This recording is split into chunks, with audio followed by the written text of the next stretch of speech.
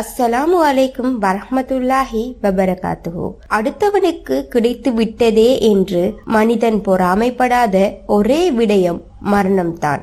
இந்த துன்யாவிலிருந்து மறுமைக்கான நற்செயலை செய்து கொள்வோம். நமக்கு தெரியாது இரவின் இருள் சூழ்ந்து விடும் போது காலை ஃபஜ்ர் வரை நாம் இருப்போமா இல்லையா என்பது.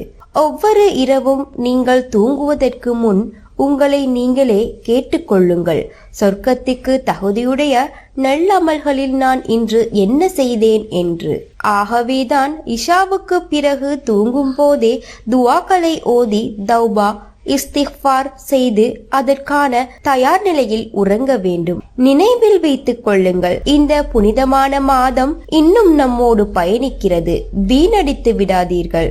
மன்னரைதான் மறுமையின் நிலைகளில் முதல் நிலையாகும். இதில் ஒருவன் வென்றுவிட்டால் இதற்கு பின் உள்ள நிலை இதைவிட இலகுவானதாக இருக்கும். இதில் ஒருவன் வெற்றி பெறாவிட்டால் இதற்கு பின்னுள்ள நிலையானது இதைவிட கடுமையானதாக இருக்கும். நான் கண்ட காட்சியிலேயே மன்னரைதான் மிகவும் கோரமாக இருந்தது என்று நபி நாயகம் ஸல்லல்லாஹு அலைஹி வஸல்லம் அவர்கள் கூறுகின்றார்கள்.